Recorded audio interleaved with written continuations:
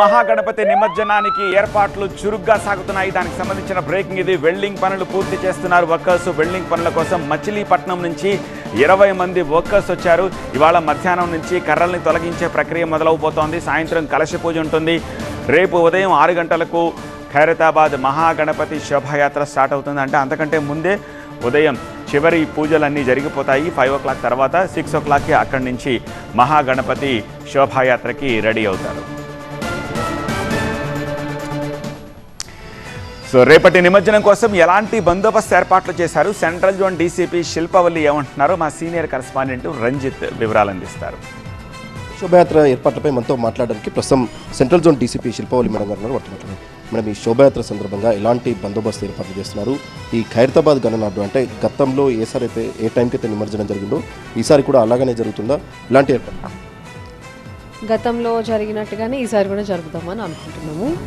అంత తర్వాత we're all putting in efforts. We started the process also. గణేషుడిని dismantling all that mandap and all, దాన్ని మళ్ళీ టస్కర్ మీదకి ఎక్కించడం, ఈ వర్క్ అంతా స్టార్ట్ అవుతుంది. So as usual last 2-3 years నుంచి జరుగుతున్నట్టే 6th రోజు మార్నింగ్ టైం కంప్లీట్ చేస్తాం. అంటే ఆదివారం రోజు గ్రహణం వస్తుంది కాబట్టి ఒకే రోజులో ఈ వినాయక శోభాయాత్ర పూర్తి చేయాలనేది కూడా చెప్తున్నారు. సో ఈసారి దైవం కూడా చెప్పిన విషయం ఏంటంటే ముందు రోజే కంప్లీట్ చేసుకోండి, తొందరగా స్టార్ట్ చేయండి, తొందరగా కంప్లీట్ చేసుకోండి అని చెప్పింది.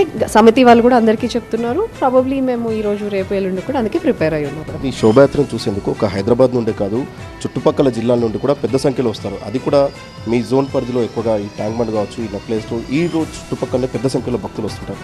సో అలాంటి వారి కోసం మీరు డిపార్ట్మెంట్ తరఫున ఇలాంటి బందోబస్తు ఏర్పాటు?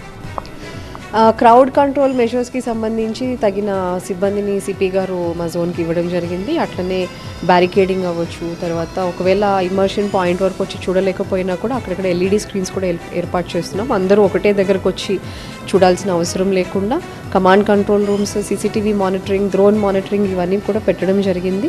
ఈ శోభాయాత్ర సందర్భంగా పకడ్బందీగా అన్ని బందోబస్తు ఏర్పాట్లు చేస్తాం. ఎలాంటి అవాంఛనీయ ఘటనలు జరగకుండా పూర్తి ప్రశాంత వాతావరణంలో ఈ శోభాయాత్ర జరిగేలా మాత్రం అన్ని ఏర్పాట్లు చేశామన్నటువంటి విషయాన్ని సెంట్రల్ జోన్ డీసీపీ శిల్పవల్లి గారు స్పష్టం చేస్తున్నారు. కెమెరామెన్ కృష్ణతో రంజిత్, TV9 హైదరాబాద్.